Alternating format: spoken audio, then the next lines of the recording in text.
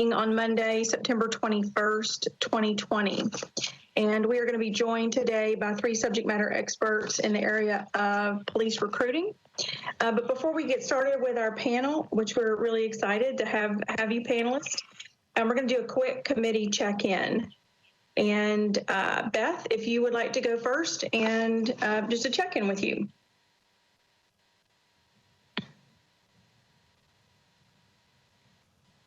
Of the work. I'm sorry? When you say check in, I'm sorry, just in terms of the work or the work ahead? Yes. Yeah, yes. You know, what I think is, I guess the observation that I would have is how front and center this commission is and how much people in this community care about it. I think that, you know, all of us do a lot in the community, and of everything I've been involved with, I've never been involved with anything that has created so much like outreach and conversation and questions. So I think that's really helpful to me to be able to understand how critical what we're doing is for Nashville. Great, thank you, Beth. Daryl? I'm actually punting tonight. I'm good, and we've done some data work, but you'll be updated by Dia. Great, thank you. David? No new info, just happy to check in. Great, thank you. Demetria? Hi, I'm with Beth. I'm getting a lot of people stopping me and asking about our progress and wanting to know more. And I also had a question, Margie. When we do have something to share, should we do it on a whole big group email? Have we figured out the procedure for that? Thanks. Yeah, I think we can do it one of 2 ways. I think we can bring it up in our general discussion at the end of each committee meeting, or I think during the week we can certainly have an email chain going. And Dia's going to talk with us a little later. And Mac, do you have a check-in you'd like to share? Okay. I was just going to say it's been so informative, the speakers, and finding out literally everything that goes on with the police force and what they put into it, and still to know that they want our recommendations and so much from the community, I think is very, very enriching. It's really been good. Great. Thank you. Reggie? Hey there. How are you? Good, thanks. How are you? We were just checking in with you before the meeting gets started. Yes, I'm here and happy to be here. Great, thank you. You're welcome. Sabina?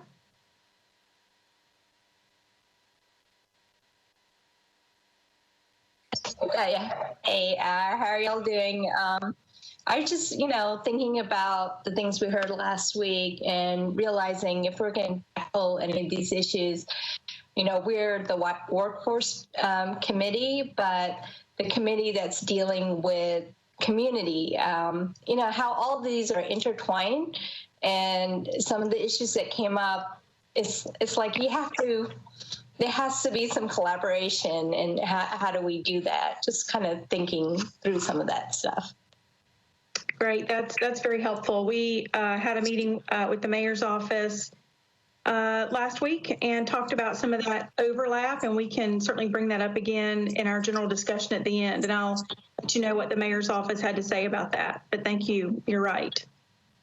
Gary, on the phone. Gary Moore. Yes, ma'am. Yes, ma'am. Just glad to be here, part of such a good committee. Great. And now the vice chair, Whitney. Good evening. Yeah, I'm really excited to be here about some of the conversations that we've had over the past week. I really see some of our recommendations starting to shape up, and getting some good feedback regarding the subject matter experts. Okay, great. Have all the committee members had a chance to check in with us? Did I leave anybody out? No? Okay, great.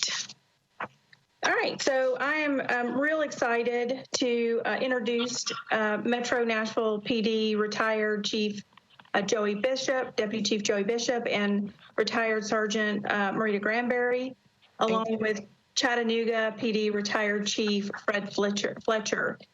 We are excited to have you guys. We know that you are experts in your field, and we are looking forward to hearing from you. This particular committee has a couple of different buckets we're looking at. One is recruiting, hiring, promotion, retention, and culture. And we have in the first few weeks kind of really been doing a deep dive on recruiting. And I know that you all were recommended to us as subject matter experts and innovative in the field of recruiting. So we're excited to hear from each of you. Deputy Chief Fletcher, would you like to kick us off? And I've asked each of the three to maybe start us out with a statement, and then we'll go to Q&A. Chief Fletcher. Sure. Thank you, Marjorie. This is Chief Fletcher. Yeah. Can y'all hear me okay? Yes. I see a nod. So that's great. For those of you who don't know me, my name is Fred Fletcher. I am previously the Chief of Police in your little brother city to the east, Chattanooga. Prior to that, I was with the Austin, Texas Police Department for a career. Throughout my career in both places, I've worked really hard to develop some expertise, but certainly a passion for protecting those who are most unable to protect themselves, our marginalized communities, our traditionally disenfranchised communities, specifically in work with victims of crime and violence against women, and promoting organizational transformation through leadership, ethics, and an appreciation of diversity. And that's where I kind of want to kick off my few minutes of talking. First, Margie and the panel, thanks for having me here. It always feels a little weird as a middle-aged white dude being asked to talk about diversity. But certainly in the last couple decades, and especially in the last couple years and months and weeks and days and hours, I've realized that it's exactly a middle-aged white dude from a profession that has a history, a long sordid history of oppressing and marginalizing women and people of color in the LGBTQIA community. It's exactly people who look like me that need to speak up if we're going to be anti-racist and we're going to create a culture and a climate that is safe for everybody to participate. So with that, thank you for inviting me. It's a real privilege, a real honor. I want to say that kind of change, that kind of relationship and trust building starts internally. One of my favorite authors, James Baldwin, said, one can only face in others what you can face in yourself. And the same thing goes organizationally. If you don't have a safe work environment, if you don't have a culture that's non-toxic, that appreciates diversity, then the broader community, your neighbors, are going to have trouble believing that and accepting it. I know diversity is strength because I see it in nature, I see it in science, I see it in teams, I see it in communities. Diversity is strength, and the appreciation of diversity is therefore a core leadership attribute that we as leaders have to be full-throated in our articulation of a support of diversity. Another one of my great quotes was Richard Branson, the founder of Virgin Airlines. He said, if we know how to take care of our employees, they will know how to take care of our, and I paraphrase, our neighbors. If we don't take care of our employees, if we don't treat them as having value and voice because of their diversity, then they're not going to appreciate and understand how to do that for our neighbors. A story I can tell you about that is when I took over in Chattanooga, sitting down with my executive staff, and I said, hey, how many gay officers do we have? And they threw their hands up and they said, 0. I said, really? We got 600 employees and 0 gay officers. I said, no, what we have is a culture in which our gay officers don't feel safe to live who they are. And then I said, that changes now. Fast forward a few years, we have multiple openly gay officers and a strong relationship with our gay community. We helped organize the first LGBT gay pride parade. We participated actively in the Pulse vigils because of the standards we set. I can give you a myriad examples of that, but I don't want to take too long. I will tell you that what we've learned as we address behavior internally is that effective programs, effective efforts, effective policies reflect another great quote, Maya Angelou's, people will forget what you said, they'll forget what you did, but they won't forget how you made them feel. As leaders who appreciate diversity as a core leadership trait, we will say the right things through our core values. We will do the right things through our policies, procedures, our actions, but we will do them in a way that gives agency and voice and choice to all of our neighbors to make them feel as if they have a place. And when we can do that, we'll succeed in building relationships, and the positive outcomes, which I can talk to you about some specific programs here in a minute, will follow. That success will follow.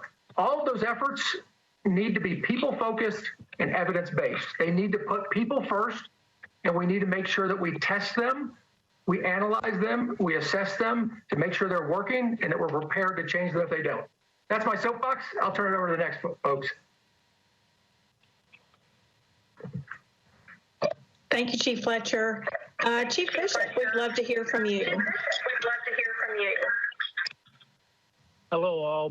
This is Joey Bishop speaking. And Chief Fletcher, it's been a while since we've met, but you just stole all my thunder there, and you said it very eloquently. I would say, as a 28-year member of the Metro Nashville Police Department, I left there. Can you hear me? Hello, can you all hear me? Hello? We can hear you, but we can hear you twice. We need everybody to mute their phones, please. Because my efforts to get on this video connect has failed miserably. So I'm going to shut this down, and we're just going to go on my phone. I just shut that off, so can you hear me now pretty clearly? Okay. I just piggybacking on what Chief said. As a 28-year member of Metro Nashville Police Department, retiring as Deputy Chief, I can honestly say that it's been my experience that we have never been committed or truly understood the value of diversity and how it makes us better and how it makes us better servants of the community, as stated by Chief Fletcher. It honestly was one of my frustrations that led me being at that level of leadership within the police department and not being able to impact truly embracing diversity within the department is what motivated me to move on to other departments. As most of you or some of you may know, after I retired from Metro Nashville, I went up to serve as Chief of Police in Columbia, Tennessee. There we had some of the same issues that we had in Nashville, but I had the support of the political establishment and the community to make the necessary changes to make that department a more diverse department. Let me give you a little bit of background on about 1985 or 86, whenever Mayor Bonus came into office. He came in with part of his platform was a more diverse Nashville. And I can remember we were going through our usual bid, and I was an instructor at the police academy at the time. And we went through our usual process of a recruit class, and there we'd have a couple of females and a few minority blacks. That list was presented to the mayor, and he told the leadership of the department, at that time I was not a member of the leadership, I was a supervisor at the training academy. He said, this is unacceptable, do better. And guess what happened? They did better. As a result of his making a statement that promotions and recruitment had to be diversified, we were able to have one of the largest recruit classes, Section 8, minority classes that ever went through the police department at that time. Reggie Miller was a member of that class, and I had the privilege of leading those groups, that class through the training academy. I say that again, that it's, in my opinion, that we have never truly embraced a diverse department. Through recruitment, the lack of recruitment of minorities has resulted in a lack of leadership within the department that has further hampered our efforts for a more inclusive department. I hope those few statements will generate some Q&As as we go forward, but I'll leave it there and let the other panelists speak and answer any questions that you all may have. Thank you. Thank you, Chief. Sergeant Granberry, and I want to apologize, I have misspelled your name on the agenda, and we are thrilled to have you. Retired Sergeant Granberry, please give us your thoughts. Hello, everyone, and thank you for having me today. As stated, I'm retired from the Metro Police Department. I worked there for 30 years. Minority recruitment in terms of the Metropolitan Police Department, while I was there, was only a priority once. And that was when I was assigned to the recruitment unit in 2004 and for the year 2005. Chief Ronald Surpass was the chief at that time, and he made minority recruitment a priority for the police department. And he made sure that his command staff was aware of that, and Chief Bishop can attest to that because he was one of his command staff. Recruitment of minorities has to come from the top. You know, it has to be a desire, it has to be a goal, it has to be a priority, and it has to be filtered down through the ranks. Everybody has to know this is our mission here. And that was the one and only time that I ever saw that come to pass. And because of that, because he gave us the leeway to go out and recruit the way we felt like we should recruit to get good, qualified minority applicants, we had the largest recruit class with the largest number of minorities in the history of the Metropolitan Police Department. And it has never happened again. It was pushed once and once only, but with the exception of what Chief Bishop mentioned. But, you know, this class was very large, and I believe it had about 65 candidates, with 24 being minorities. And they weren't just African Americans, they were from other races or ethnicities. You know, we had people from India. I don't know if this guy came from Russia or some other country, but we had people that came from all backgrounds, all walks of life in that particular class. And that's because we really got down and worked really hard. And it was a great group of people working in recruitment that bought into, we got to get out here and find these good qualified applicants. And that's what happened. So, you know, I think we have to start looking outside of the box and not just staying inside and doing what the norm is. Well, we've already done it like that. Well, you know, we got to get out there and do something different. If you want something different, you got to do something different. You know, and that's the way I look at that. But that's what we did. And we worked hard at it. And we came up with some really great people. And the retention for most of them was great. Of course, you always have a little fall off, but it was really good. And they went through various steps, and everybody embraced it. And I think that's what we need to do now. And all of that recruitment, it's like a tree. The limbs grow out, and it starts from recruitment, but it goes into transfers and promotions and all of those things. And people in Nashville, they want to see some representation. That's my spiel. Thank you, Sergeant Granberry. I would love to open it up at this point to the committee for questions. And everybody will get a chance to speak and ask questions. So just raise an electronic hand or a physical hand. David, I see you. Go ahead. Great. Thank you all for joining us today. It's a very helpful conversation. I want to direct my question to Chief Fletcher.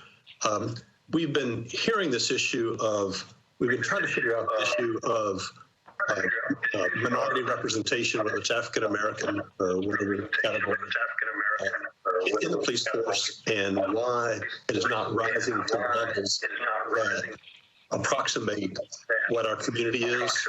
It's been kind of stubbornly flat for a long time. Sergeant Granberry today was possible feedback, Margie. Yeah, if we can get everybody to mute that is not speaking, and the folks on the phone, and they'll make sure they mute as well. Okay. Repeat that if you would, because most of that was pretty garbled. Okay, thank you, Margie. I'll just do it quickly then. I'm trying to understand why African-American representation on the police force is flat. It's not rising. Sergeant Granberry today was speaking, and I conclude from her comments that she sees it more as a lack of will at the leadership level. That if the top people are committed to having a diverse workforce, you'll have a diverse workforce. Earlier, we've had some people talk, giving kind of specific impediments to why the number hasn't risen the way I think the community would like to see it rise. Just to cut to chase here, why in a department like ours do we not have representation? And whether you're familiar with our department or others, I'm sure it's not, frankly, radically different. Why is what's the problem? Why is the percentage staffing at the recruitment level? And let's focus at the recruitment at the earlier career stage, because that's what we, I think, have to address first. But why is it not happening here, or generally? Well, that's the 64,000, and not to be trite at all about it, but there's two reasons why police departments don't hire minorities. Either the police department doesn't truly want to hire them in their words, actions, and feelings, or the community doesn't want to work for that police department. And I would suggest that those two are directly related, that if the police department doesn't show a value from the very top up, that it wants minority representation, that it wants to do everything it can to attract and value and retain people who look different than we currently look, people who come from different places, then why would they want to come work for you? And I know that sounds very simplistic, and I'm saying that deliberately on a bumper sticker, because when you start getting in the weeds, it gets complicated. For example, look at recruiting and background investigations. How many departments have turned their background investigation processes over to a collaborative approach with the community? Hey, I work with police departments all the time who don't share their disqualifiers. I work with police departments all the time who allow background investigators to disqualify people because of ethical standards or relationship issues. Those are not evidence-based. In Chattanooga, we have a gang presence. When I got there, we were eliminating people who had any connection to gangs. Well, if you grow up in East Chat and you're a young man of color, you have some rubbing up against a gang. If we're disqualifying everybody because they have a gang member on their Facebook account, we're not gonna recruit any Black community members. So that's down in the weeds.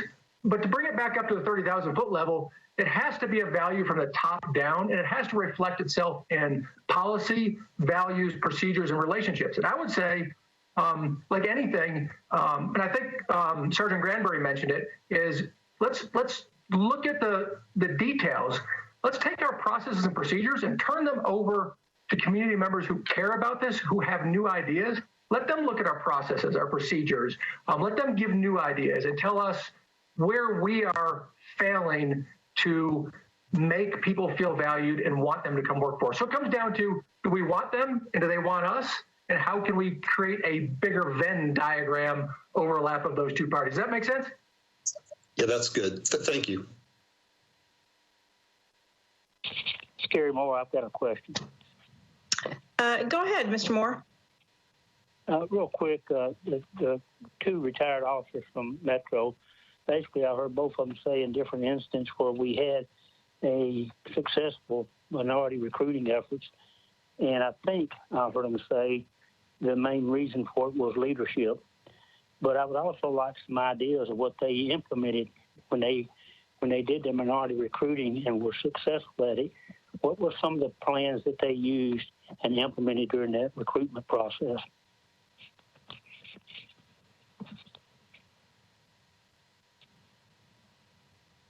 Well, Rita, you want to go ahead since you were over recruitment? Sure, I'll take care of that one. What we did is we went to the colleges and universities, of course. We advertised on the Hispanic Yellow Pages. We sat down and brainstormed about some different things that we could do to get the recruitment bus moving, so to speak. Flyers in the malls, flyers in beauty and barbershops, churches, social media, Fort Campbell, Urban League. We did everything we could think of, and even word of mouth. You know, we encouraged the members in the police department, if you know of someone that would make a great police officer, try and get them to come on board. You know, we just tried to keep it moving. Community centers. One good thing about the recruiting is developing a relationship with the deans of the colleges, specifically in the criminal justice departments, whereby, you know, the instructors there know that, okay, the police department is looking for good qualified applicants. If they run across some, go ahead and send them our way. Things like that. Not just that, you can test, not just test here in Nashville, but test on the road, because you want to make the process convenient for the people that live out of town. You know, they can't keep making numerous trips back and forth. So you set the process up so that it's beneficial, not just to the police department, but to the people that have interest in joining the police department. And we were constantly brainstorming on different ways to get people. The Chamber of Commerce, the Hispanic Chamber of Commerce, all of those things. We did not let anything out. We even had some ideas to put ads in the movie theaters, you know, like when the previews are running, to let the recruitment ads run, bus benches, the side of buses, you name it, and we did it or planned on doing it. Joey Bishop here. If I might add one other point that was critical to the process, the successful process, and that was once you have a candidate and they look like they're somebody that you want to bring on board, you can't wait 6, 7, or 8 months down the road before you give them a job offer, because these people, they are being sought by the federal marshals, from the FBI, other police agencies across the state and country. One of the problems or the impediments to the process after Sergeant Granberry left was, you know, I would recommend someone to the police department, and it'd be 8 months down the road before they were even vetted. It took them 8 months to be vetted to even get a chance to get a job opportunity. And so when we have these candidates and we're serious about them, we need to be prepared to bring them on board. Okay, thank you. That answers my questions. And the big take I'm taking away from this, if you don't mind, Madam Chair, is once you make an offer, follow up on it as quickly as possible. All the other advertisement things will kind of Metro would be in tune with doing anyway. So the other major thing I take away from it is the mayor being willing to address the issue and move forward with it. Thank you. Chief Fletcher, did you have something you wanted to add to that conversation?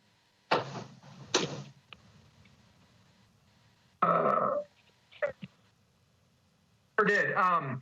That's absolutely true. When you're talking about recruiting highly coveted community members, it has to be a one-on-one relationships are really built one-on-one, and success here, as any corporate recruiter will tell you, or individual. I had a young man that I was recruiting who's now a veteran officer. He ran a kitchen at a local high school, at Brainerd High School. I used to go to lunch and have lunch with him once a week. I'd do push-ups with him to make sure he could do the number of push-ups he had to do. I recruited him as the chief of police one-on-one for 18 months and got him in the academy. As police departments, we're often too arrogant to do that.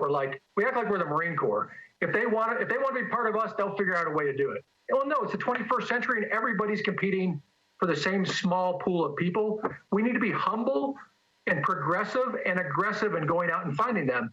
And that really culminated in what was perhaps my only original idea of my entire life, which was to offer actual financial incentives to any employee or community member who successfully recruits a minority candidate. We call it the Each One Reach One program. And I offered 500, I partnered with Urban League in Chattanooga and a community foundation to fund it. No money from taxpayers, all came from community. Worked in collaboration with the Urban League to dispense funds. If a community member or an employee, if anybody brought me a coveted minority applicant, they got $500, period. We put money in their pocket. More important than the actual candidates was the message it sent about valuing people and the conversations it created. Then you had to create a department who wanted $500. So instead of bad-mouthing their own department or running off candidates, and community members, instead of bad-mouthing their department and running off candidates, they're talking about, they're trying to sell because they're trying to win $500. So they're talking positive. So for every candidate you got, you also had dozens or hundreds of positive conversations, which is a win-win. Chief Fletcher, do you have like a brief outline or proposal on the Each One Reach One? Yeah, linked to it from a newspaper article on the chat feature, but I couldn't get it to work. I should have somewhere the proposal I wrote up for the grant. My proposal earned a $10,000 community grant, a competitive grant from a local community foundation to do this. And I'm sure I've got that somewhere. I can share it with you. Great, thank you. Who else would like to ask a question for our panel?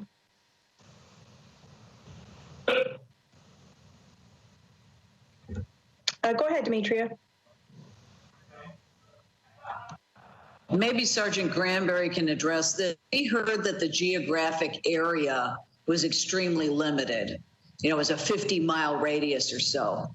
How far did you ever travel, and how successful were you on those trips that took you farther out of town? You're not going to believe this, but when I was in recruitment, our unit, we never went past Fort Campbell. We did a lot of our recruitment close by. Even though recruitment was a priority, the budget was always an issue. But we still stayed tough. Now, some of the other recruitment times in recruitment, they did go to Atlanta and Birmingham and the Carolinas and Florida. So even though sometimes they kept you down to 2-hour travel, every now and then you'd get a 4-hour travel trip.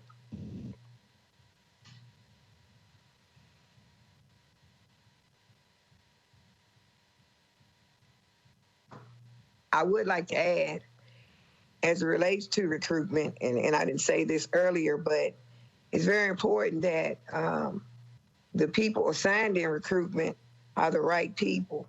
You got to have the right person over the unit, and you got to have in the unit. You don't just need folk that are working down there because I need a part-time job, because they do have part-time people that they put in there that come back from retirement or what have you. But you need people that truly want to get down and find those qualified applicants and not just come and have a nice job that they can go to, but their mind is not on the mission to improve minority recruitment. So the people in recruitment are very, very important.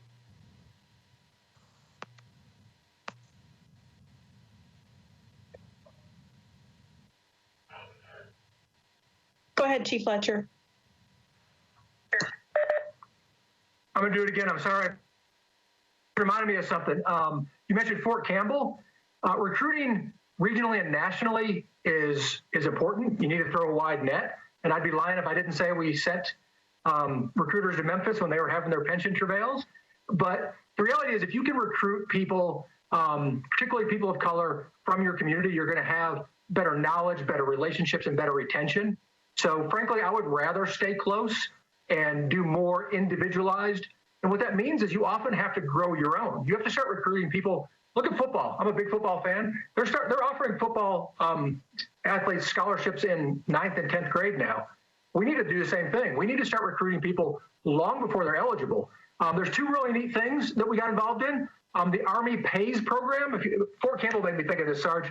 The Army Pays program is a program where when you enlist in the Army, they partner with a corporate partner, or in this case, the police department, and they guarantee you that when you get out of the Army, that they will arrange an interview for you with that employer. So we're not a corporate employer per se, but we created this relationship so that local young men and women of color who enlisted in the Army, when they got out and wanted to come back to Chattanooga, they already had a conduit to come meet with me and talk to them about a career. And we started doing that one-on-one individual. And we accompanied that with a minority internship program. We diverted some funds from unfilled recruit classes. I'm sure y'all have unfilled spots in your department. We took the money that would otherwise go to waste, and we used it to pay minority interns. And we bring in 2 to 4 to 6 minority interns on a quarterly basis for a 3-month rotation. And it's basically an extended recruiting opportunity. We show them the police department, we show them the opportunities, we get to know them, and we try to develop them. And we had really good success with that. I mean, 10% conversion rate, which is pretty darn good when you're looking at trying to improve double-digit percentages of your recruiting. So Army Pays and minority internship.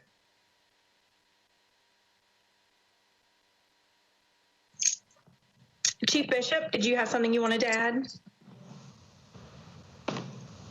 Sergeant Granberry and Chief Fletcher did an excellent job in explaining some of the very things that I would touch on. I will say, though, that in today's climate with social media platforms, that really can throw a wider net in terms of recruitment. But you've got to be willing to put that stuff out there that Metro Police Department wants a diverse department.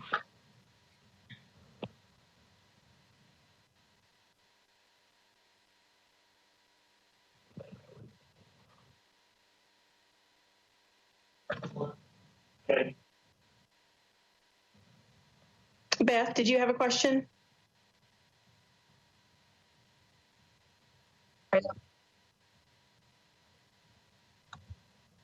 Kind of along the same lines, I was just wondering if we had ever thought about or bringing in professional recruiters instead of like, I think that sometimes people who have, training to actually advance in that profession as opposed to people who are brought up in the department. And if that's ever been attempted, I guess the other question kind of related to that is, do you feel like it's in the vision or the execution that the challenge has occurred?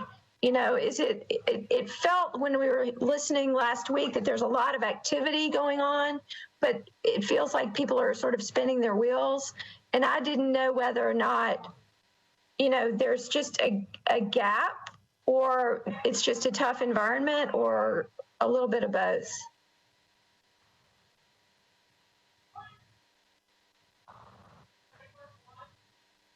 This is difficult for me. I've been retired for 2 years now. I've maintained relationships with a lot of members of the police department. It's easy. I believe it's very easy, and I've learned that these last 2 years, and rather fun being someone sitting on the sidelines, giving the critiques rather than being in there and swinging for the fences. But I have to say, honestly, that my belief, my truth is that our department has not embraced the idea of a diverse police department. There was not a push from top leadership or from the mayor's office, again, my truth, to really promote this inclusive department. I think we have an excellent opportunity now, and I'm one that, rather than push back at woulda, coulda, shoulda, all we have to do, and this is something that I've done in every department I've been a part of, if you look at the data, of recruitments and minorities and the numbers that were brought into a system and the numbers of the personnel that have been DQ'd, disqualified for any number of reasons, it would further, give stance to my position that we really haven't embraced wanting a diverse community, be it black, white, Hispanic, Muslim, female, gay. I have never seen that type of push from the top of the department. And as a result, we have what we have now. I've actually went to a police funeral. I think I was chief in Columbia at the time. And we always, as tradition, the recruits will attend the funeral. And one of my personnel said, "Hey, that's the Metro Police Department over there." And I looked over it, I said, "No, that must be THP, because I don't think there was one black in the whole group of about 50 personnel." So I think our challenge is, this has gone on from the time I was there to present. That's at least 10 years of one or two minority applicants per class. So I think it's time, and I would challenge this group to roll up our sleeves and listen to what Chief Fletcher, Sergeant Branbury, and I am sharing with you. We've got a lot of making up to do if we're gonna really bring some progress to this community and department. Thank you, Chief. I think, Sabina, you had your hand up a minute ago. Go ahead. Thank you. And this question is directed to Chief Fletcher, because, two things you talked about this really piqued my interest, and that is when doing recruitment, going in the communities and asking, like, what are the barriers they're seeing? So, and then when your example of coming into office and then asking, well, how many gay members of the police force do we have? And then and giving them the space to be themselves, like changing the culture within the department.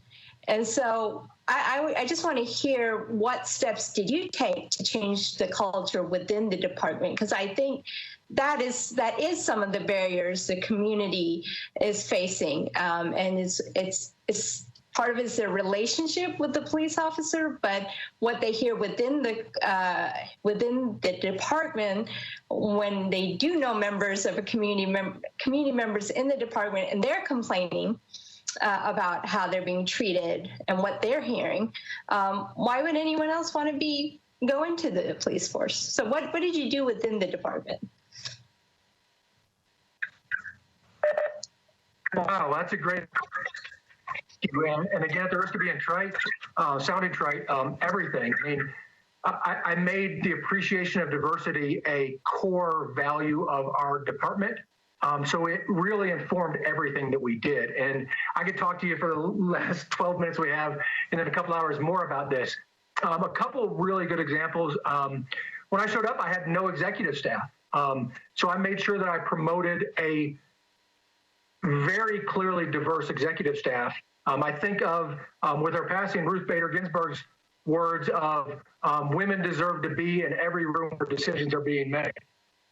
I promoted a woman to assistant chief, and I promoted 2 civilian employees who were women, and gave them the formal authority and the visible presence of executive staff, a victim services director and our director of communications.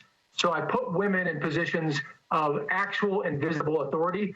And I did that with all the other traditionally marginalized groups. And I did that, I think, I can't remember, I think Chief Bishop mentioned social media. I'm a big believer of that. Didn't use social media at all until I became a police chief, but realized I needed it to help change culture. And the best way to do that was to tell a story. So little things. I would go to Friday prayers at our local Islamic center, and I would make sure that I showed that to our entire community. I would go to the Pride Parade, and I would post a video of me speaking as a featured speaker and walking in the parade. Words matter, actions matter more. How you make people feel matters the most, and it really has to come from the top down. Attitude reflects leadership, and it's got to imbue everything you do, and you have to stay on message, and you have to demand it from everybody who works for you, and you have to be brave enough and vulnerable enough to have these conversations. Each one reach one. You think that didn't generate some conversations? Why are we giving money to people? Heck yeah, I wanted to generate conversations. And I want to loop in some of Demetria's questions, comments too. You asked if it was a matter of vision or execution. I would say, as I'm saying in response to Sabina, that vision informs execution. That if you don't have a clear, we say this in shooting training, if you aim small, you miss small. If you don't have a clear vision, you're not going to execute. And what I didn't tell you is before I was a social justice warrior, before I was a cop, I was an accountant. So I believe in data. And if we are not focusing on outcomes, somebody else mentioned all the work we're doing and all the activity. That's great. That's output. That doesn't matter. That's fluff, that's churn, that's chaff. What matters is outcomes. Are we having success? Can a department tell me where we are losing our minority applicants through attrition? I go to departments, dozens of departments, including some of multiple thousands. One West Coast department of 13,000 that I won't name, and they can't tell you where candidates are leaving the system. If they can't tell us where, you can't tell us why. If we don't know why, we can't change it and improve it. It starts with data. How are we losing them? Where are we losing them? And why are we losing them? It's got to be outcome-based, not output-based.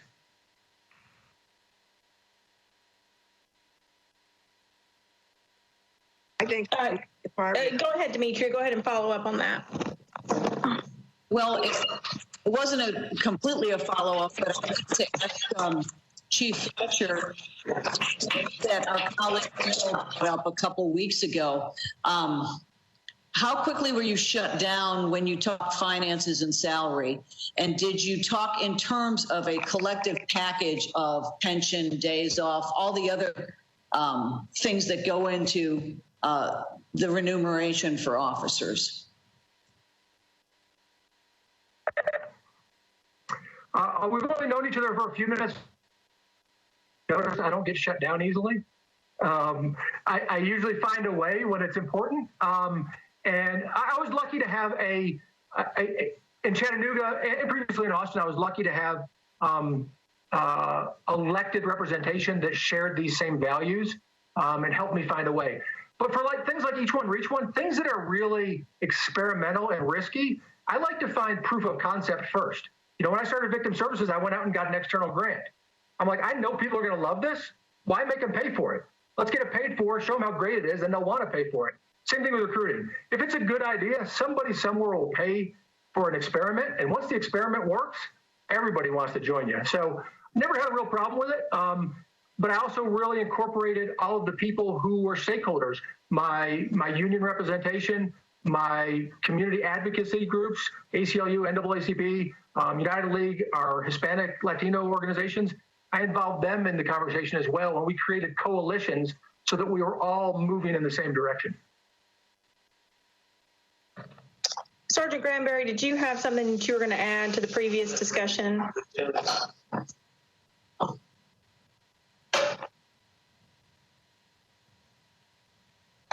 You're on mute.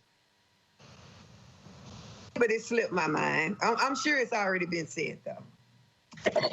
Okay, David, go ahead. Yes. Chief Bishop made a comment a few minutes ago about the importance of the mayor being very public in his or her expectation for what the staffing would look like in terms of the diversity of the workforce. Our group is ultimately has to put together recommendations, sometimes fairly specific ones going forward. What are the panelists' thoughts of our including a specific expectation for the mayor's office, not just the police department, but the mayor's office, to articulate what expectations are when it comes to the diversity of the police department's workforce? Chief Bishop, you mentioned it was a leadership issue, and you mentioned the mayor, and that's why I wanted to bring it back there to see, is that an important lever for us where we should make an explicit request that the mayor be public on what the expectation is? I would say this. My personal belief is that for a number of reasons, political reasons, I don't know how that would sell in Nashville, but the only conversation that has to be very clear from the mayor is to the chief, who's running that department, who oversees the recruitment operation. So I don't know how much value, unless the mayor really felt that needed to be made public, because at the end of the day, if he gave that charge to the chief that this is very important to me and I need this executed, I think it's the chief's job to do that. But I think it's the mayor's prerogative as to whether or not he makes that part of his public statement. As long as the chief knows it, that should suffice. Please jump in there, because everybody may not agree. I know the mayor is taking a lot of heat right now for a number of things, but what battles do you really want to fight? Mayor Boner, when I mentioned the mayor and that statement he made, that wasn't made publicly, but I do know it was made to the leadership, and a change came about as a result of that statement to his department heads.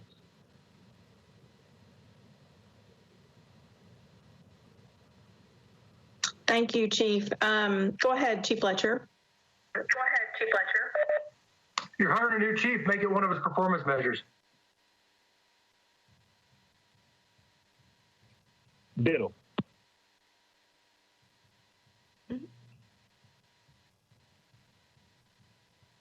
Sorry, I'm trying to take notes too. Reggie, did you have anything you wanted to ask?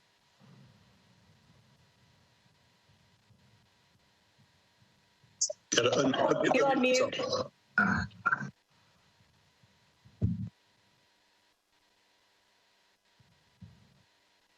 Can you hear me now? Okay.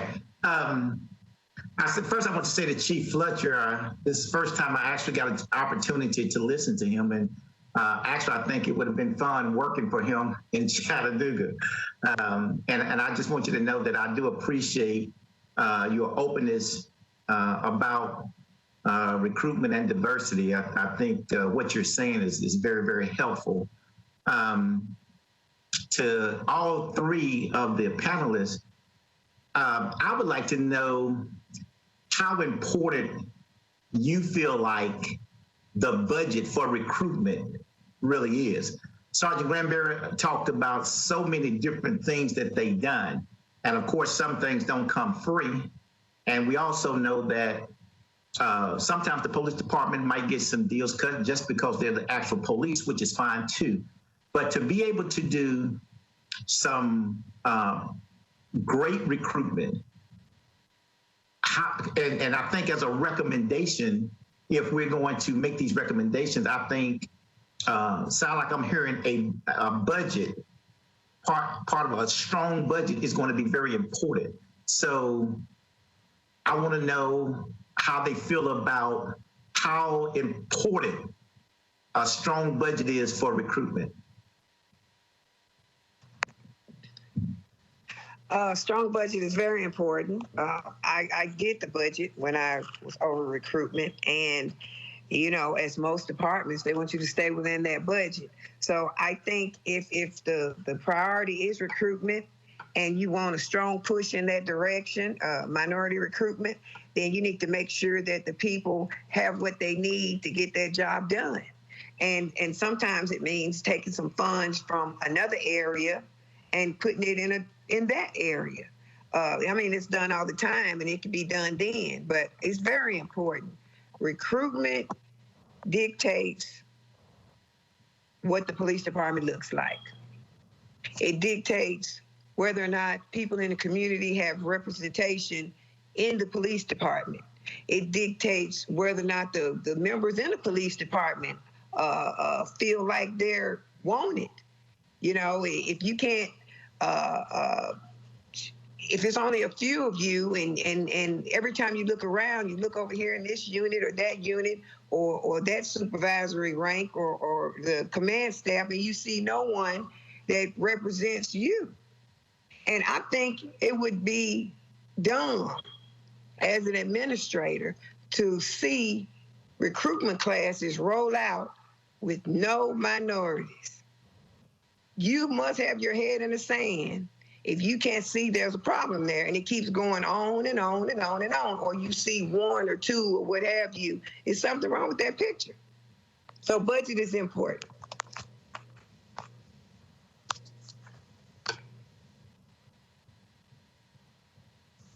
I agree wholeheartedly.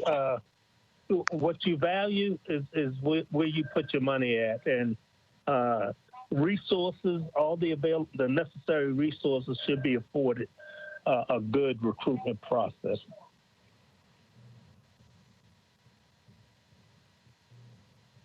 Do we have any other questions from the panel? I mean, for the panel from the committee members? Have I overlooked anybody? Mr. Moore on the phone? No question. I'm still there. Okay. Anybody else got any additional questions? I've got a couple. So my question is, everything does start with recruiting. We can't diversify the Metropolitan Nashville Police Department without starting with recruiting. Right now, the department is about 74% white male. How do we impact culture? Understanding that it's going to take us a couple of years to start the diversification process. How is that impacting culture, the lack of diversity within the police department?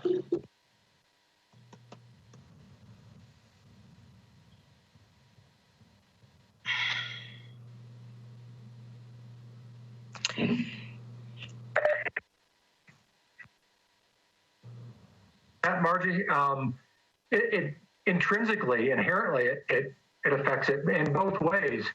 I'm not intimately familiar with MNPD, but I would ask, do we as a department, do we have for example, a law enforcement perpetrated domestic violence policy? Do we have an LGBTQ policy?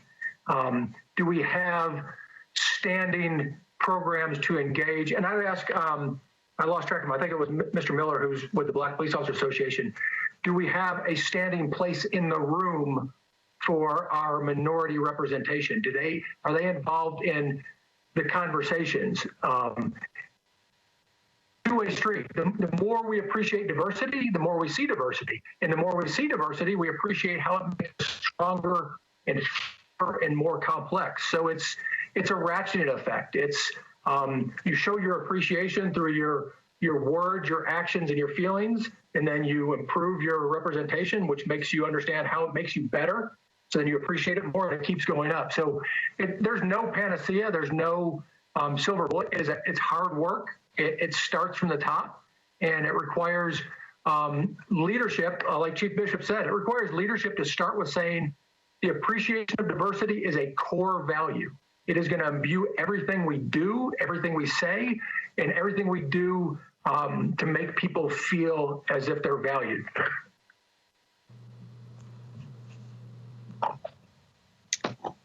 I guess I could chime in. Yeah, in go ahead.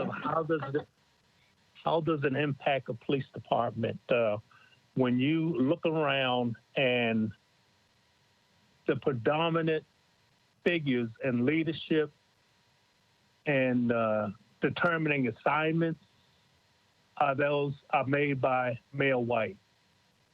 I do believe, and this is, again, I'm 10 years removed, but I do believe it has an impact on those minorities within the department to have a voice.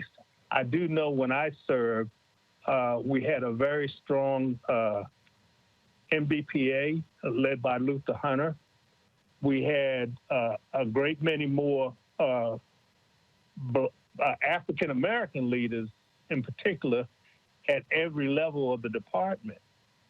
And that type of visibility increased dialogue where people weren't afraid to speak out or just to give their opinion based on their culture of how we deal with different situations, so on and so forth. So I do believe that to answer Demetrius' question, that the current makeup of the police department and the lack of diversity, and I'm just not talking about African American, but we've got a great Hispanic population, and we have Middle Eastern that's not represented in the police department. And these are the people that our officers come in contact with every day, Asian community. I just don't see that on our department. And we'll be a better department when we start improving those things and make a true commitment to a more diverse department.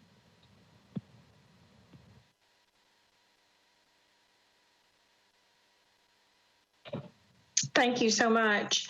Do we have any other further questions? Whitney, do you have anything you would like to weigh in on? No, thank you, Margie. All right. Would any of the panelists like to make any sort of closing statements or offer for any further information for the committee? This has been very, very helpful.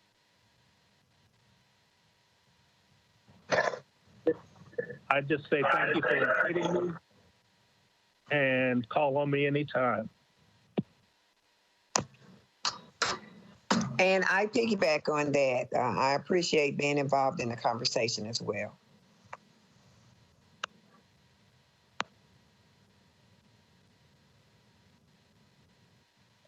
Chief Fletcher, any closing remarks? Same, call anytime. I'm glad to help. This is a passion of mine, and there are a few in our profession right now. Anything I can do to help you guys.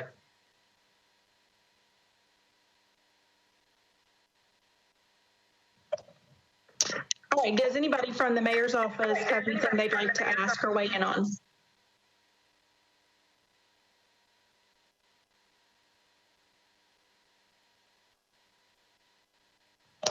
Great. I want to thank Chief Bishop, Sergeant Granberry, and Chief Fletcher for their time and their passion. Obviously, we picked some great subject matter experts to come and speak to the committee tonight, and we are very grateful. If you wouldn't mind, we'll keep you kind of on speed dial if we have any further questions or would like to solicit some ideas from you. The work on this committee will go on for several more weeks before we make recommendations to the mayor's office to include in their final report. And so all of this information will be taken into context, and you will see hopefully regurgitated in a final report in November. So we thank you very much. Thank you. Good night. Thank you.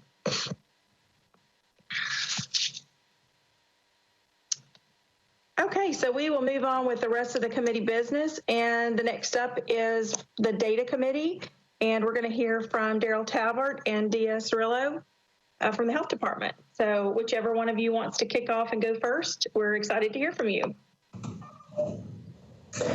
Well, good evening, everyone. Madam Chair, Madam Vice Chair, members of the committee. Thank you so much for having this opportunity to speak with you. My name is Dia Cirillo, and it's true I'm with the health department.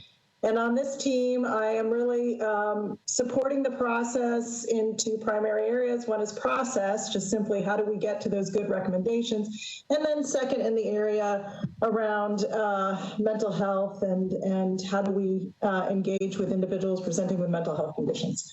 So on the process front and the data committee front, I just wanted to update everyone I think, Chief Fletcher was very, very interesting about being focused on outcomes. The process that was presented to you earlier, I guess it would have been at the end of August, beginning of September, is based on results-based accountability. And it's really looking at, what are the results we want? And there are sort of three fundamental questions to get us to the results that we want. And it's really how much is being done, how well is it being done, and who is better off?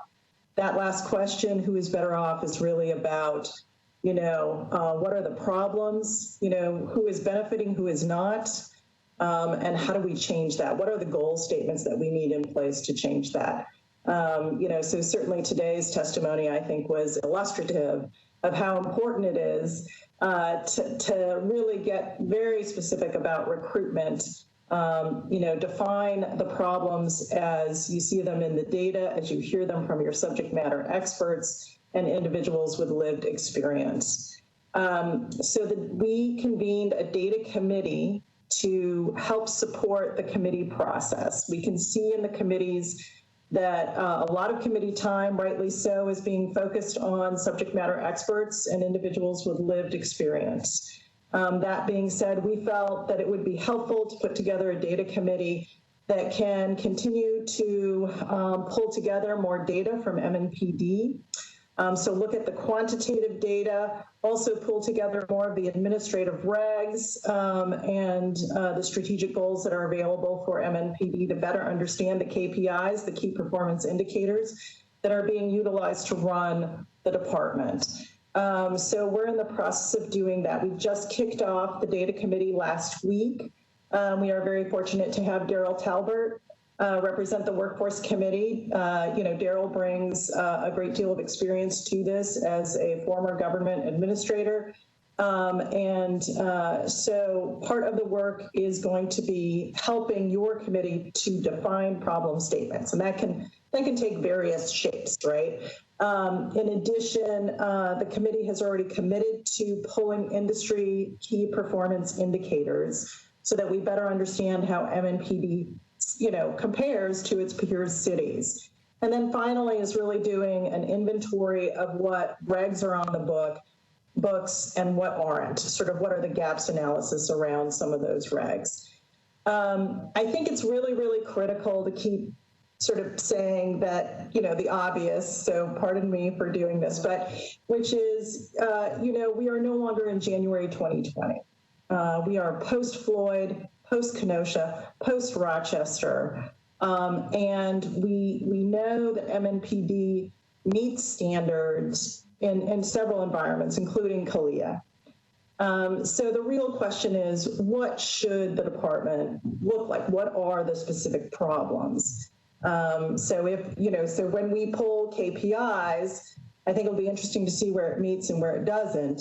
But ultimately, we know that industry standards are probably need to move as well.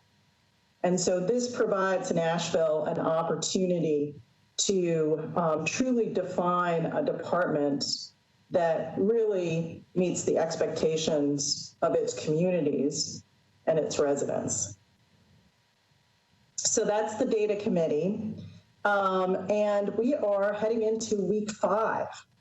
Which means we're nearly at the halfway point. So there will be an opportunity. We'll probably corral the chairs and the data committee members into a working session to help merge some of this information and bring it back to the committees to review so that you have a really strong working document by mid-October. So that's where the process is. And I'd be happy to take any questions.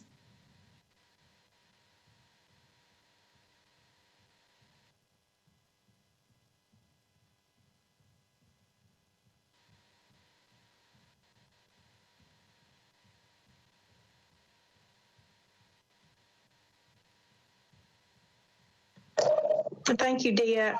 Can you tell us if you have any outstanding requests and what those are with Metro so we know specifically what you've already asked for? That is a great question. So we do have outstanding requests, and I am going to be doing a full review of the inventory in the morning. I am not aware. I know Daryl had a request that went in. I think part of it has been fulfilled. I think other parts have not. I believe one of the questions that was asked specifically by this committee was, what does other mean when we look at composition of the workforce? And we do now have that breakdown. So I want to be sure that you all get that. But other than that piece, in terms of workforce, I need to go back and be sure that I close the loop on that. So I'll do that in the morning. Great, thank you. Daryl, do you have anything to add there? Dia covered most of it. I think my emphasis as a committee member with the strategic group was really about contextualizing the data, making sure that as we assemble it, we visualize it, because we're getting to a point where the amount of data is so large. If we don't add context and visualizations to it, we won't be able to wrap our minds around it. Because my fear, quite frankly, is I think Dia said in her statement one of the most important statements that just sort of slid by us all quickly, which is the change that needs to occur is much larger than Nashville, because I think the data is going to evidence for us that Nashville is performing on many, if not all, levels well, and that part of the problem that we're seeing or we're trying to drive through right now is this social disconnect between wanting to be a police officer and what a police officer stands for, and that it's generally historically been more than a job. It was a calling to serve the public. So when our experts were talking, we heard discussion of, I did X, Y, and Z, and we'd heard the week before that the new group's also doing X, Y, and Z, but not having the same outcomes, right? So from a marketing standpoint, if you look at it just as marketing a product, we're doing the same things, but having not the same outcomes. And I think that's a social commentary on people aren't growing up wanting to be a police officer anymore. I grew up wanting to be a police officer because my dad was and my grandfather was, right? And now people grow up and they want to be a picket, an NBA star, a doctor. But until we change that conversation, which is bigger than Nashville, I think our data is going to disappoint us when visualized across the continuum of other police departments. And I think that stands the chance of making this less interesting for a new police chief or less of a thrust, because I don't know that moving that dial is going to be easy. And when we're seeing response times of 11 minutes and 6 minutes, every dollar we drain from that to chase a workforce that may not want to work for us is going to at some point be a tipping point for the rest of the taxpayers that are not willing to live with a 13-minute response time and a 16-minute response time, right? So I think Dia's point was this data for me needs to be contextualized and visualized so that we know if we're already ahead, how much money do we want to spend to be more ahead, and will the outcomes generated support the dollars spent? I mean, everything in life's about ROI. Although it's socially important, at some point there is a tipping point. So a lot of words short for me, but that was a really great comment, Dia. Thank you. So I have a quick question for either of you. When we are formulating our recommendations and our sort of workforce committee report, how important is it for us to establish what the baseline is, so that we then say, okay, here's where the baseline is, here's where we recommend that it move to? Because if you look at let's just take the 74% white male, we make a recommendation, there needs to be some degree of specificity to it. Where do we recommend they move to? So in other words, how important is it for us to establish those data baselines in our committee report?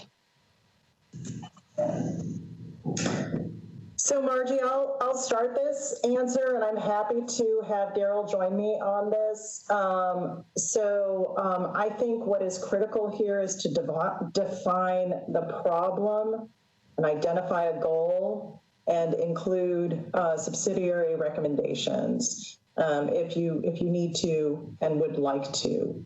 We're still in the process of pulling Peer City data.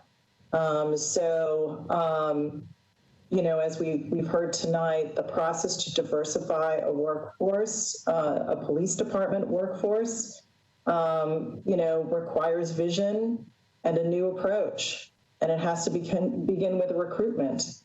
And so if you see the problem as 74% white male, part of that solution could actually be have recruiting classes that have a specific makeup and that come from a specific region.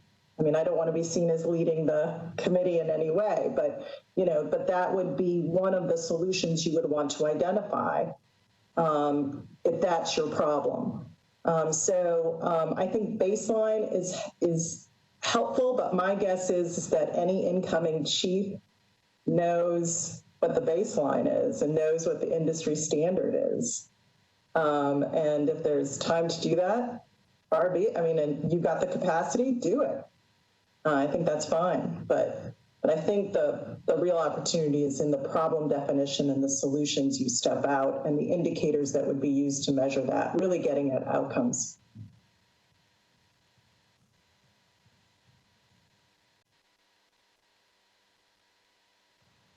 Does anybody have any questions for the data committee? Gary, do you have any questions on the phone? Oh, ma'am.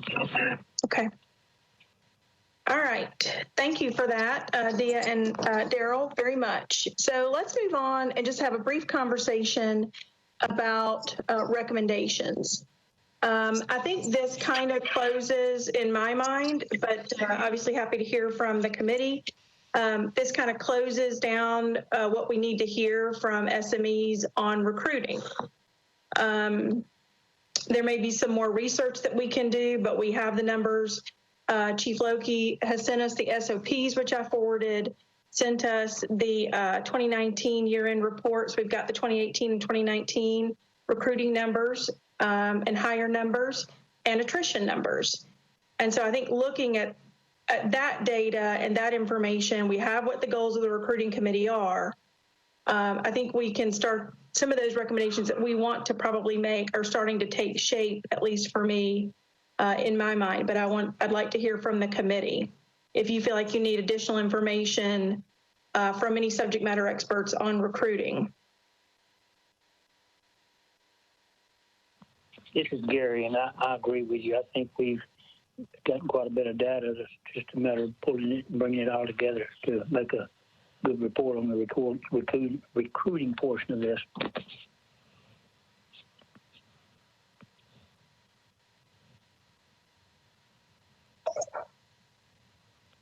I want to ask a question. So when the data has the attrition rate, is there any data, do they capture why people leave?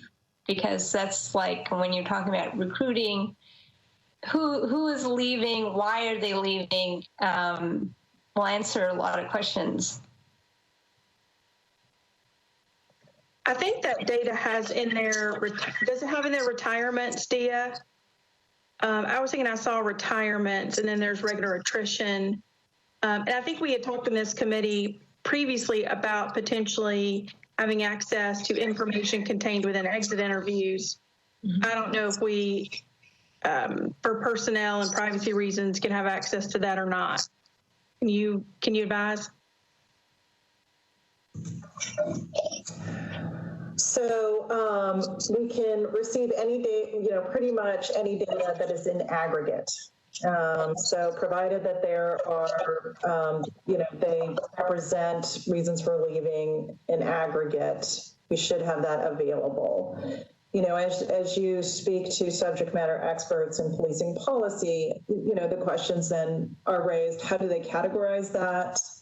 So does somebody retire because they can, because they want to, or because they feel that they just had enough? So that is part of the tricky part.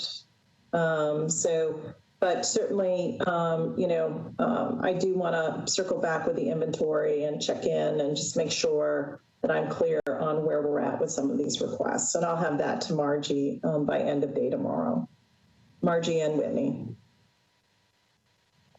Yeah, it's Gary Moore again. If I might follow up real quick too.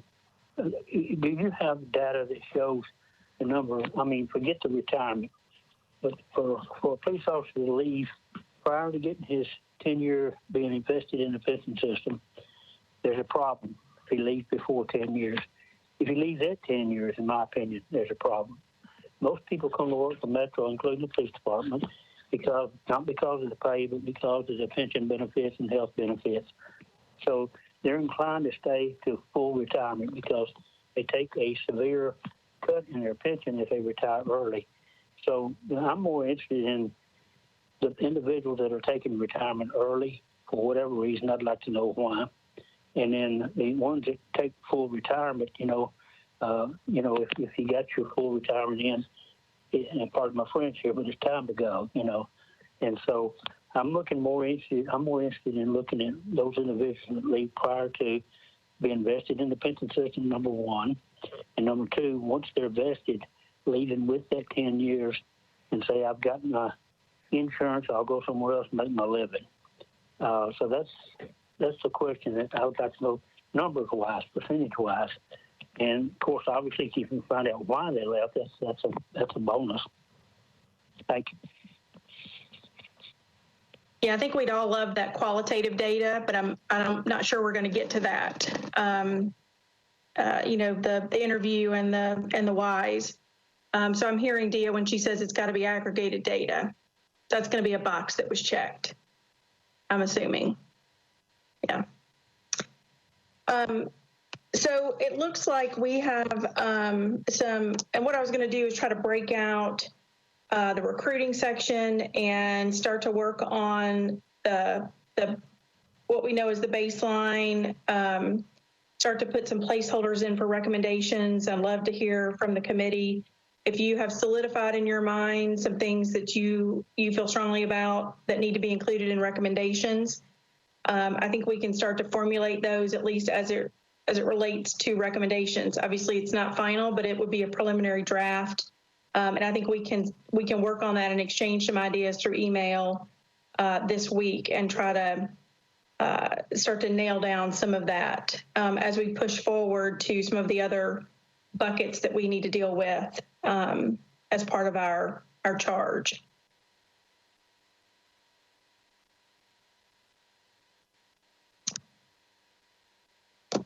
Does anybody have anything they want to say on that? Yes, thank you. I think when Chief Fletcher said diverse recruiting, one of the new chief's performance measures, that was just a no-brainer as a recommendation to me.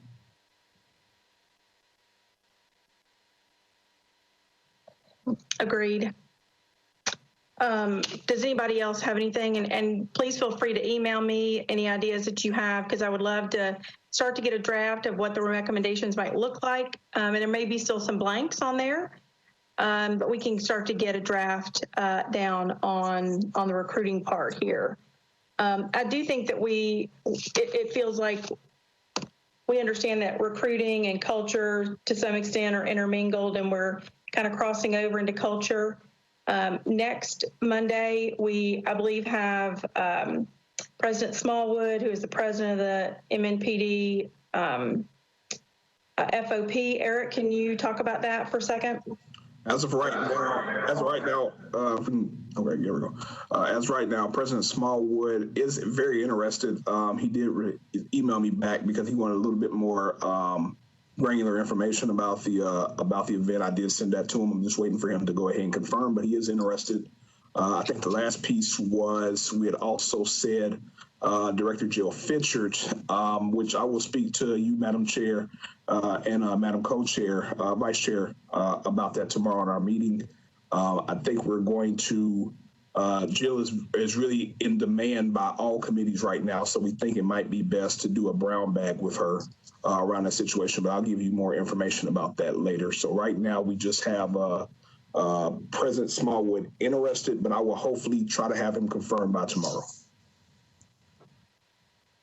Okay, that's great. I think he may be able to talk to us a little bit more about internal culture without fear of retaliation. And we may be able to ask him some candid questions that he could be at liberty to answer for us regarding culture. And so I'm looking forward to that. Hopefully he will say yes.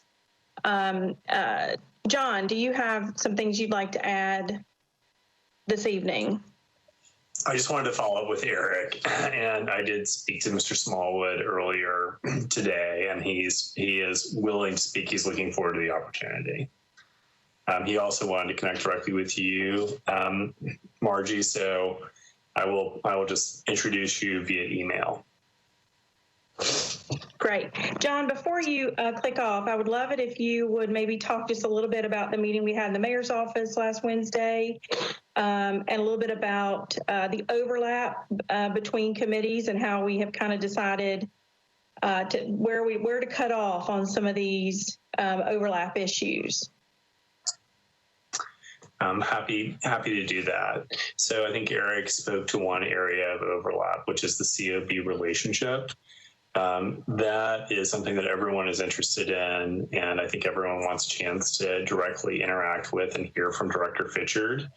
I spoke with her about that this morning as well, and she's happy to do that, welcomes the opportunity to appear. The way that we've structured responsibilities is we put, I think, primary responsibility for that relationship with the policy committee. So Director Fisher did suggest that it might make sense for her to proceed with a one-on-one meeting with the policy committee, since that's something that's explicitly called out for them, and then do a brown bag. And so if you're open to that, I think she would appreciate that very much. We just need to find a date for the brown bag. I think we could make that happen fairly quickly. Probably the week after next would be ideal, but Dia, we can coordinate on that. In terms of sort of the lanes for the other committees, I think they're fairly well delineated at this point. Dia, Eric, were you aware, were there any other places where we felt like there were kind of mergers between committees that might need a little guidance? I'll jump in here, John, and I think the only other area was training, but that is, very specifically focused on in terms of use of force. And I think the policy committee really has that within their jurisdiction based on the mission document. And, in many ways, the workforce committee is well positioned to focus on culture. I think that was the other clarification that was made on Wednesday, is that given that this committee is over recruitment, retention, and promotion, that's really about the culture of the department. Great. That's exactly what I remembered as well. As it relates to culture, if it includes training, it should fall into our bucket. So in other words, October 5th, we should have somebody from Fair and Impartial Policing coming to talk to us, and a former police chief, transformational change police chief, similar to Chief Fletcher, that will be able to talk about the challenges of culture and the change of culture, I think, within a large police department. We are pursuing some other couple of things that we're kind of vetting through the mayor's office and legal. But I would love to open it up and see if the committee has anybody else in mind, or some other ideas for subject matter experts as they relate to retention, promotion, or culture. Go ahead, Whitney. Yeah, sort of relate to your point, and also back to Jill Fitchard. I think if we're switching to doing a brown bag series with her, I would really like to have another community voice on the call next week. I just think our calls are stronger when the subject matter experts, there's multiple perspectives. So if anyone can think of any sort of other community advocates for next week, I think that would be ideal.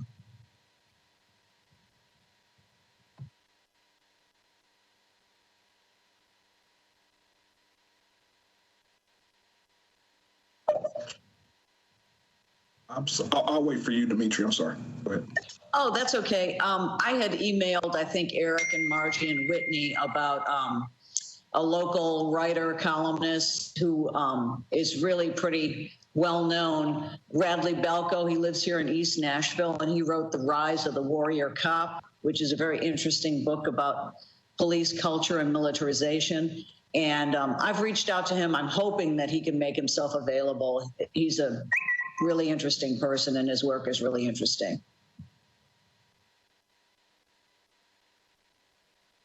And he might provide a great counter to President Smallwood.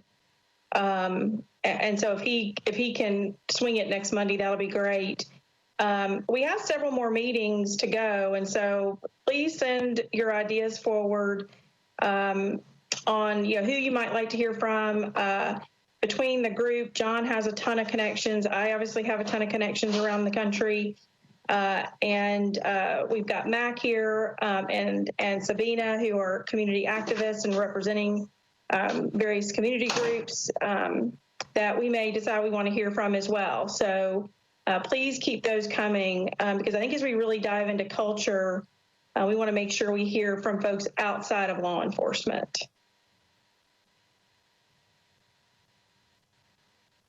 Does anybody have anything further? Just to follow up to one quick span, have we reached out to any of the religious leaders, specifically minority religious leaders, to hear what they have to say about the recruiting? I do know that most of the time when there's some recruiting going on, that the people, powers that be, reach out to those religious leaders in the minority communities to try to recruit people. So I think it would be good for us to hear from some of them as to what they would suggest some of the avenues might be.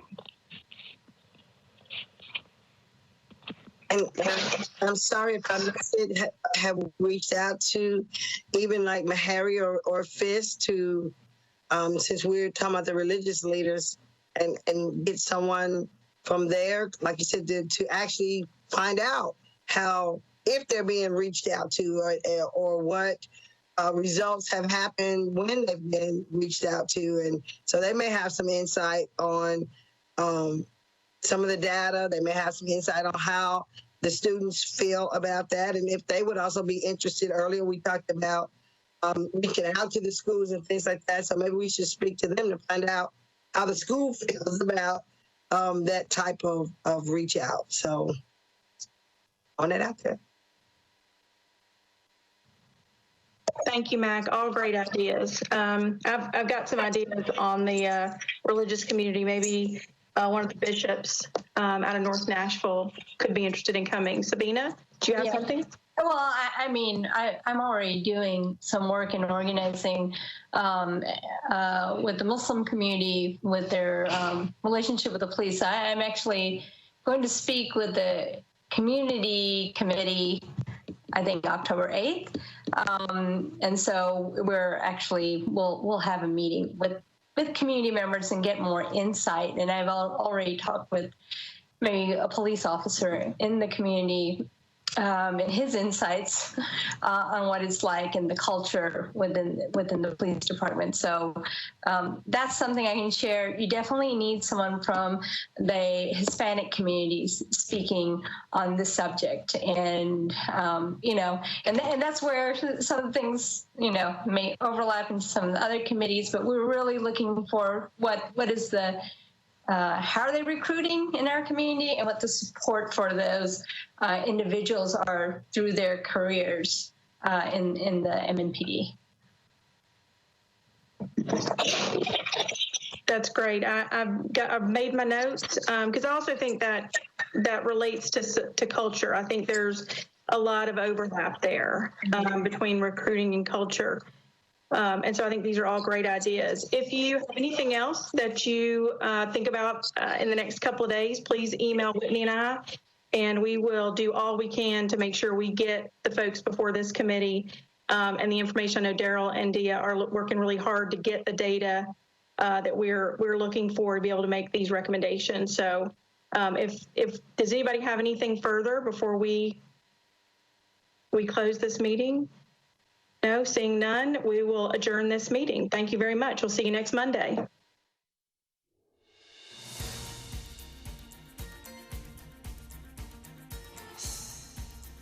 This has been a service of the Metro Nashville Network. If you would like to see this presentation again, or for more information about this and other programs, visit nashville.gov.